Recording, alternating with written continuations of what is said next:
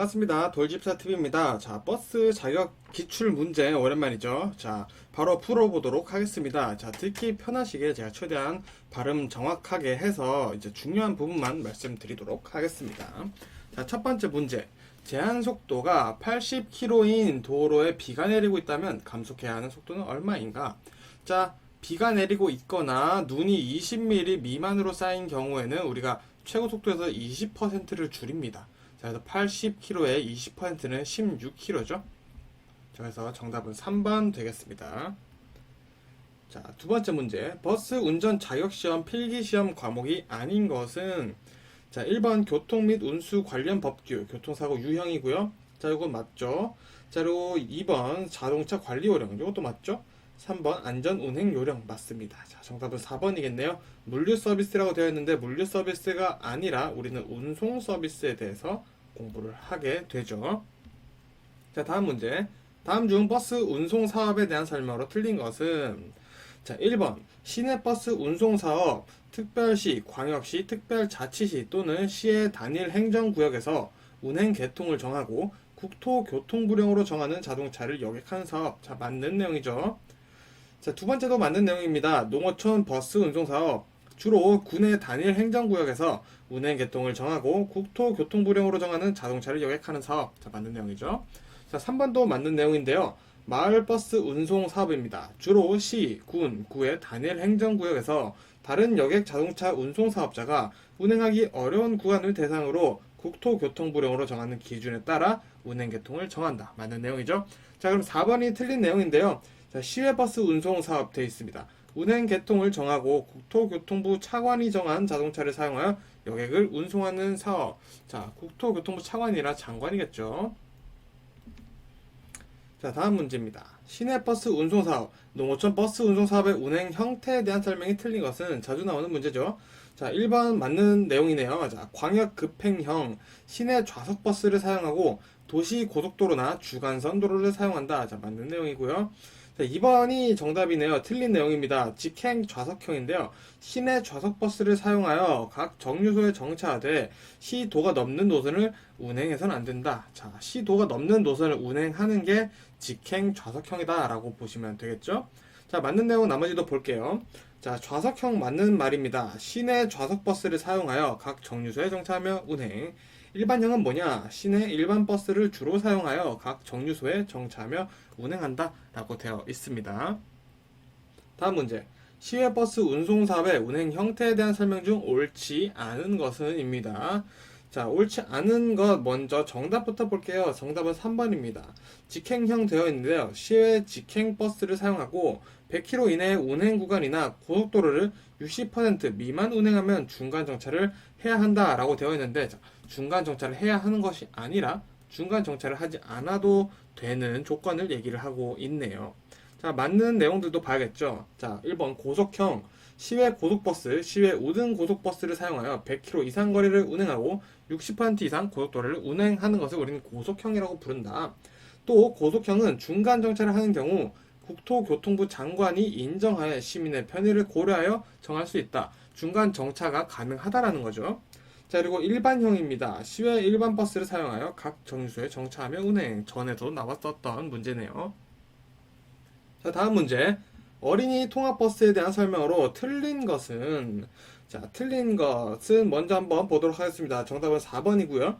어린이나 영유아를 태우고 있다는 표시가 있는 어린이 통합버스가 있을 시 천천히 서행하여 앞지르기 해야 한다. 자, 맞는 말 같지만 이렇게 어린이 통학버스가 있을 때 절대 앞지르기는 해서 안 된다라는 거 알아두시면 좋을 것 같습니다. 자, 나머지 맞는 내용도 볼까요? 어린이 통학버스를 운영하려는 자는 관할 경찰서장에게 신고 후 신고 증명서를 발급받아야 하며 신고 증명서는 버스 안에 비치해야 한다. 맞는 말이죠. 자, 2번 승차 정원 9인승 이상의 자동차에 한해 도색, 표지, 보험 가입, 소유 관계 등 대통령령으로 정하는 요건을 갖추어야 한다. 자, 맞는 말이고요. 3번 어린이를 여객 대상으로 하는 한정면허 없이 어린이 통학버스와 비슷한 도색 및 표시를 한 자동차를 운전해서는 안 된다. 자, 맞는 말이겠죠. 자, 다음 문제입니다. 고속도로 외의 도로에서 자동차의 승차인원은 정원의 몇 %까지 가능한가? 자, 이거는 외워두시면 됩니다. 110%. 정답은 110%입니다. 다음 문제. 긴급 자동차의 지정권자는 정답은 1번 지방경찰청장이죠. 그래서 경찰청장이 해준다 라고 알아두시면 되겠습니다. 자, 다음 문제. 자전거 운전자 안전을 위한 자전거 횡단도로의 설치권자는 마찬가지로 지방경찰청장이다. 이런 짜잘짜잘한 것들은 지방경찰청장이 권한이 있구나 라고 알아두시면 되겠죠. 다음 문제. 다음 중 교통사고의 요인이 아닌 것은 정답은 건물이겠죠. 자, 운전자, 차량, 도로는 교통사고의 3요인이라고 부릅니다. 자, 그래서 건물은 해당하지 않죠. 자, 다음 문제. 동력 조향장치의 장점이 아닌 것은 자, 정답 먼저 볼까요? 정답은 4번입니다. 기계식에 비해 구조가 단순하고 값이 싸다라고 되어 있는데 자, 전혀 반대죠. 구조가 굉장히 복잡하고요. 값이 비쌉니다. 그렇기 때문에 우리는 동력 조향 장치가 굉장히 좋다라는 걸로 알고 있어요. 자, 왜? 나머지 내용들 한번 볼게요. 1번, 조향 조작력이 작아도 된다. 그만큼 기능이 좋은 장치라는 거죠. 2번, 조향 조작이 신속하고 경쾌하다. 마찬가지죠. 3번, 앞바퀴가 펑크 났을 때 조향들이 갑자기 꺾이지 않아 위험도가 낮다. 자, 이렇게 좋은 기능들이 많은데 구조가 단순하고 값이 쌀 리가 없겠죠. 자, 다음 문제. 조향 장치 중 핸들이 무거운 원인이 아닌 것은 자, 요거는 외워주시면 됩니다. 핸들이 무거운 원인은 먼저 타이어가 문제가 있을 수 있어요. 타이어의 공기압 부족 맞는 말이고요. 2번 조향 기어의 톱니바퀴 마모 이것도 맞는 말이죠. 그리고 앞바퀴 정렬 상태가 불량하면 핸들이 무거울 수 있습니다. 그래서 정답은 4번이겠는데요. 조향 기어 박스는 오일이 많은 경우가 아니라 너무 현저하게 적은 경우에 핸들이 무거울 수 있다 라고 알아두시면 되겠습니다. 자, 다음 문제. 휠 얼라인먼트가 필요한 시기가 아닌 것은 우리 휠 얼라인먼트 굉장히 조향장치에 중요한 역할을 하고 있는 친구들이죠. 정답을 먼저 보겠습니다. 자, 필요한 시기 아닌 것은 4번 타이어에 진동이 없는 경우죠. 타이어에 진동이 없다면 정상적인 상황이라고 볼 수 있기 때문에 굳이 교환할 필요가 없겠죠. 자, 그럼 휠 얼라인먼트는 언제 교체를 해줘야 되냐? 1번 자동차 하체가 충격을 받았거나 사고가 발생했다 하는 경우 교체해줘야겠죠. 2번 타이어를 교환한 경우 자, 웬만하면 같이 교체를 해주는 게 좋습니다. 3번 핸들의 중심이 어긋난 경우 이럴 때 휠 얼라인먼트를 교체해줘야 된다 라고 보시면 되겠습니다. 자, 다음 문제. 휠 얼라인먼트의 역할 연결이 잘못된 것은 굉장히 중요한 문제입니다. 자, 우리 휠 얼라인먼트에는 캐스터, 그리고 캠버, 그리고 킹핀 경사각, 그리고 토인 이렇게 어벤져스 네 친구가 존재를 하는데요. 자, 한번 문제 보도록 하겠습니다. 자, 1번 캐스터 작용, 조향 핸들의 조작을 확실하게 하고 안정성을 준다. 자, 이게 캐스터 작용 맞는 말이고요. 자, 2번 캐스터와 조향축 경사각, 킹핀 경사각입니다. 이게 킹핀 경사각에 작용했을 땐 조향 핸들의 보건성을 부여한다. 이것도 맞는 말입니다. 3번 캠버와 조향축 경사각이 작용했을 때는 조향 핸들의 조작을 가볍게 한다. 이것도 맞는 내용이겠죠. 자, 4번 보겠습니다. 토인의 작용, 타이어 만매를 최소로 한다. 자, 이게 틀린 내용이겠죠. 타이어 만매를 최소로 해주고 이 토인 같은 경우 앞바퀴 정렬을 잘 시켜준다라는 장점을 가지고 있다라는 것까지. 그래서 토인은 굉장히 좋은 겁니다. 토아웃은 반대 용어고요. 토인은 좋은 거, 토아웃은 안 좋은 거. 이런 뉘앙스를 꼭 잡아두시면 좋을 것 같아요. 다음 문제. 사고율이 평균 이하인 고속도로의 특징으로 틀린 것은 자, 1번부터 볼까요? 도로변에 연석이 없다. 자, 요거 사고율이 많이 안 날 수 있겠죠? 2번 선형이 비교적 직선이다. 곡선이 많지 않다라는 거죠. 3번 갓길이 넓게 포장되어 있다. 자, 그러면은 대피하기가 쉽겠죠. 정답은 4번이네요. 램프가 넓고 램프가 넓은 것까지 좋은데 왼편에 접속된다가 틀렸죠? 왼편이 아니라 오른편에 접속되어야겠죠. 우리 자동차 빠른 자동차일수록 왼쪽으로 달린다라는 개념 잡고 계시면 문제 쉽게 풀 수 있습니다. 자, 다음 문제. 앞지르기를 할 때 적절하지 않은 것은 정답부터 보겠습니다. 정답은 4번이고요. 앞차가 앞지르기를 하고 있는 때 자차도 앞지르기를 시도할 수 있다. 자, 시도는 할 수 있겠으나 그렇게 하면 굉장히 위험한 경주가 되겠죠. 자, 그럼 앞지르기는 어떻게 하냐? 자, 앞차의 오른쪽으로 앞지르기 하지 않고 어디로 하죠? 왼쪽으로 하죠. 자, 왼쪽으로 할 때 왼쪽 비상등을 켜주는 게 사실은 비상등이 아니라 왼쪽 깜빡이를 켜주는 게 사실은 정석입니다. 두 번, 2번 점선의 중앙선을 넘어 앞지르기 하는 때에는 대항차에 움직임을 주시한다. 자, 이렇게 우리가 왕복 1차로 도로인 왕복 2차로죠. 왕복 2차로 도로인 경우에는 우리가 가끔 중앙선을 넘어서 앞지르기가 가능하죠. 이럴 때 대항차의 움직임을 당연히 주셔야겠죠. 3번 앞지르기에 필요한 속도가 그 도로의 최대 속도 범위 이내일 때 앞지르기 시도한다. 자, 마찬가지 앞지르기도 과속해서 하면 안 된다라는 거 알아두시면 되겠습니다. 자, 다음 문제. 다음 중 도주사고 적용 사례가 아닌 것은, 자, 문제 풀기 전에 도주사고 중요한 두 개 말씀드릴게요. 자, 후속 조치가 굉장히 중요합니다. 후속 조치와 연락처를 남기는 것이 상당히 중요합니다. 자, 요거 가지고 한번 찾아보겠습니다. 1번, 차량과의 충돌사고를 알면서 그대로 갔어요. 요거 도주사고 뺑소니 맞죠? 2번, 가해자 및 피해자의 일행 또는 경찰관이 환자를 후송 조치하는 것을 보고 연락처를 주고 가버린 경우, 자, 요거는 애매해 보이지만 이 후속 조치를 제3자가 해도 된다라는 내용을 알고 계신다면 풀 수 있습니다. 자, 그래서 제3자 혹은 본인이 후송 조치를 했고요, 연락처도 남겼죠. 이런 경우에는 도주사고로 볼 수 없겠죠. 자, 3번도 볼게요. 피해자가 사고 즉시 일어나 걸어가는 것을 보고 구호 조치 없이 그대로 가버린 경우, 자, 이런 경우에도 도주사고라고 볼 수 있습니다. 특히 어린이 피해 도주사고로 가장 많은 사례니까 봐두시고요. 4번, 사고 후 의식이 회복된 운전자가 피해자에 대한 구호 조치를 하지 않았을 경우, 자, 의식이 있다고 해서 구호 조치를 안 하면 안 되겠죠. 자, 이것도 후속 조치에 대한 개념으로 보시면 좋을 것 같습니다. 자, 다음 문제. 다음 중 운전면허 취소 처분을 받는 경우가 아닌 것은, 자, 정답 먼저 보겠습니다. 정답은 4번이에요. 혈중 알코올 농도가 0.03 이상 0.08 미만인 상태에서 운전을 했다 라고 봤을 때 취소 처분이 아니죠. 음주운전은 굉장히 강합니다. 그래서 바로 정지부터 시작한다는 거 알아두시면 되고요. 자, 그럼 취소는 언제 받냐? 교통사고로 사람을 죽게 하거나 다치게 하거나 구호 조치를 안 했을 때, 도주사고인 경우인 거죠. 2번, 자동차 등을 이용하여 형법상 특수상해, 특수협박, 특수손괴를 행하여 구속되었을 때 취소가 된다 라고 알아두시면 되겠습니다. 자, 다음 문제. 다음 중 교통사고 발생 시 도주사고에 해당하지 않는 것은, 자, 우리 아까 봤었는데 한 번 더 확실하게 보도록 하겠습니다. 자, 사상 사실을 인식하고 가버린 경우 이거 도주사고 맞죠? 2번, 피해자에게 가해자의 연락처를 건네주고 헤어진 경우, 자, 여기서 암묵적인 얘기가 나올 수가 있습니다. 피해자가 가해자의 연락처를 받았다라는 건 의식이 있다라는 것을 암묵적으로 표현하기 때문에 이렇게 나올 수 있겠죠. 그래서 2번이 도주사고로 볼 수는 없고요. 사실 이 문제 같은 경우는 좀 질이 좋은 문제라고 볼 수는 없는데 이렇게 뉘앙스를 잡으시라고 제가 좀 넣어봤습니다. 3번 보겠습니다. 사고 현장에 있었어도 사고 사실을 은폐하기 위해 거짓 진술, 신고한 경우도 마찬가지 도주사고로 본다라는 거 알아두시고요. 4번, 피해자를 병원까지 후송하고 계속 치료받을 수 없는 조치 없이 도주한 경우, 자, 여기서 후속 조치의 범위가 나오죠. 자, 피해자의 보호도 같이 보호자 역할도 해줘야 되는 것이 후속 조치다 라고 알아두시면 될 것 같습니다. 자, 다음 문제. 봄철 교통사고의 특성으로 틀린 것은 보겠습니다. 자, 1번 볼게요. 땅이 녹아 지반이 약해지는 해빙기다. 그렇죠. 겨울 다음 계절이기 때문에 그럴 수 있어요. 2번, 어린이 관련 교통사고가 겨울에 비해 많이 발생한다. 왜 그럴까요? 개학 시즌이죠. 자, 이것도 맞는 말이고요.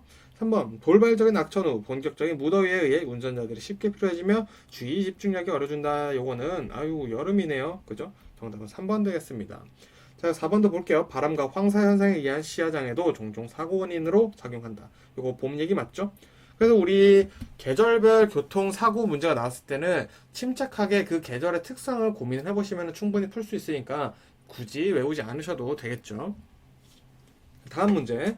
비가 자주 오거나 습도가 높은 날 오랜 주차로 인해 브레이크 드럼에 녹이 발생하여 브레이크가 예민해지는 현상은, 정답은 3번입니다. 모닝록이라고 하죠. 자, 우리 아침 모닝이죠. 아침에 습기가 굉장히 많아요. 그래서 녹이 낀 겁니다. 그래서 록이 꼈어요. 그래서 모닝록, 습기 많을 때 녹이 낀 것이 모닝록이다 라고 외워두시면 되겠습니다. 다음 문제 보겠습니다. 다음 중 농어촌 도로정비법에 따른 농어촌 도로에 해당하지 않는 것은, 자, 면도, 이도, 농도, 사도 있는데 정답은 4번이죠. 사도, 우리 한자 사사로울 써서 우리 사도 개인적으로 쓰기 위해 만든 도로다. 그래서 이거는 농어촌 도로에 해당하지 않겠죠. 다음 문제. 차량 신호등 중 황색의 등화에 대한 설명으로 잘못된 것은, 자, 정답 먼저 보도록 하겠습니다. 정답은 4번이죠. 3번이죠. 자, 차마의 일부라도 이미 교차로에 진입한 경우에는 그곳에서 정지하여야 된다라고 되어 있는데, 자, 교차로에 우리가 이미 진입을 했어요. 근데 황색이죠. 그때 멈추면 더 큰 사고 날 수 있습니다. 그래서 신속히 빠르게 진입, 통과해야 한다라는 내용이 있다는 거 알아두시면 되겠습니다. 자, 나머지 내용은 간단한 거라 읽어보시면 될 것 같고요. 자, 다음 문제. 교통안전표지 종류에 해당하지 않는 것은 정답은 4번이죠. 자, 교통안전표지 종류, 주의표지, 규제표지, 지시표지 일단 3개 있고요. 도로 안내표지는 해당하지 않는다. 알아두시면 되겠습니다. 다음 문제. 다음 중 자전거나 우마 또는 위험물 등을 운반하는 자동차가 통행할 수 있는 차로로 맞은 것은? 자, 자전거 굉장히 작아요. 우마, 소, 마차, 말 이런 것들을 얘기를 하는 거죠. 그리고 위험물 등을 운반하는 자동차예요. 자, 그래서 굉장히 작거나 굉장히 크고 위험한 친구들은 우리 가장 끝차로로 달린다라는 개념 알고 계시면 충분히 풀 수 있습니다. 정답은 1번이죠. 그래서 봤을 때 통행하고 있는 도로의 가장 오른쪽 가장자리 차로로 다니는 게 맞겠죠. 자, 다음 문제. 황색 주의 신호의 기본 시간으로 오른 것은? 자, 이거 노래에도 나오죠. 기본 3초라는 거 알아두시고요. 큰 교차로의 경우에는 연장될 수 있습니다. 최대 6초까지 연장될 수 있다는 거 그냥 한번 알아두시면 될 것 같고요. 다음 문제. 중대 법규 위반 사고 중 중앙선 침범이 적용되는 사례는? 자, 정답 한번 먼저 보겠습니다. 정답은 4번이고요. 커브길 과속 운행으로 중앙선을 침범했어요. 자, 이거는 명실상부 중앙선 침범이 맞죠? 자, 근데 1번, 2번, 3번 보시면은 뉘앙스가 다릅니다. 1번, 뒷차의 추돌로 앞차가 밀리면서 중앙선을 침범했어요. 자, 내 의사와는 상관이 없죠. 자, 2번, 횡단보도에서 추돌 사고가 났습니다. 자, 이거는 횡단보도 사고죠. 자, 3번, 내리막길 주행 중 브레이크 파열 및 정비 불량으로 중앙선을 침범한 사고입니다. 자, 이것도 내 잘못이긴 하지만 내 의도는 아니었다라는 거죠. 그래서 이 중앙선 침범은 불가항력적이었다. 남 때문에 내가 중앙선을 넘어버린 상황이다. 그런 경우에는 적용되지 않는다라는 거 알아두시면 되겠습니다. 자, 다음 문제. 자동차 말소 등록 신청할 사유가 발생한 날부터 며칠 이내에 신청해야 하는가? 정답은 4번입니다. 자, 요런 문제 외워주시면 좋겠지만 최대한 찍어서 맞출 확률을 좀 높여드리고자 하면은 보통 이런 문제는 30일, 1개월, 그리고 1년 이런 것들이 정답으로 많이 나와요.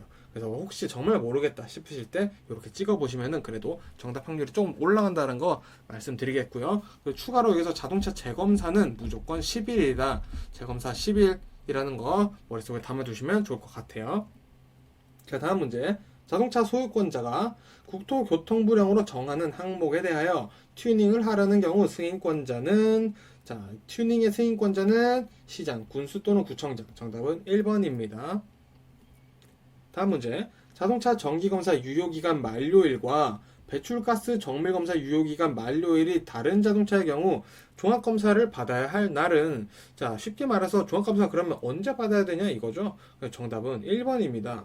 자, 이 두 검사 중 처음으로 도래하는 자동차 정기검사 유효기간 만료일에 받으면 된다. 간단하게 생각을 하면 되겠죠. 자, 다음 문제. 도로법에서 정한 도로의 부속물에 해당한 것은? 자, 부속물 개념 잡아보시라고 제가 문제를 넣었고요. 정답은 2번입니다. 자, 부속물이라고 해서 그냥 간단해 보이는데 검문소입니다. 화물 적재량 측정을 위한 과적 차량 검문소 이런 것들이 이제 부속물에 들어간다라는 뉘앙스 잡아보시라고 제가 넣어봤습니다. 다음 문제. 다음 중 교통사고 처리 특례법상 과속이란 규정된 법정 속도와 지정 속도를 몇 킬로 초과한 경우를 말하는가? 자, 과속 우리 20km죠. 자, 간단하게 외워주시면 되겠습니다. 정답 2번이네요. 다음 문제. 음주운전 사고의 성립 요건에 대한 것 중 틀린 것은? 보겠습니다. 자, 먼저 정답 2번 정답부터 볼게요. 자, 장소적 여건입니다. 자, 음주운전이 일어나기에 올바른 장소였냐 이런 것들을 보는 건데요. 자, 도로가 아닌 곳에서의 음주운전은 형사처벌과 행정처벌을 동시에 받는다 라고 되어 있는데, 자, 이런 경우 형사처벌만 받습니다. 자, 물론 도로가 아닌 곳에서 음주운전을 해도 음주운전이라는 거죠. 그래서 이런 경우는 형사처벌을 받는다 알아두시면 되고요. 자, 1번 보겠습니다. 장소적 요건. 도로나 그 밖에 현실적으로 불특정 다수의 사람 또는 차마의 통행을 위하여 공개된 장소. 사실 모든 장소죠. 그래서 이런 장소에서 음주운전 걸렸다. 그러면 장소적 요건에 해당한다라고 본다라는 겁니다. 3번도 볼게요. 피해자적 요건입니다. 음주운전 자동차에 충돌되어 인적사고를 입은 사람이 피해자가 된다라는 거죠. 자, 음주운전 자동차에 충돌 안 된 사람은 음주운전 사고 피해자 요건에 안 들어간다라는 거죠. 자, 당연한 얘기인데, 자, 앞에 굉장히 어렵게 보이는 거예요. 자, 4번 운전자의 과실, 음주한 상태로 자동차를 운전하여 일정 거리 운행한 운전자가 음주운전 사고에 운전자 과실에 해당한다라는 거죠. 술 안 마시면 당연히 음주운전이 아니겠죠. 자, 그래서 어쨌든 정답은 2번 되겠습니다.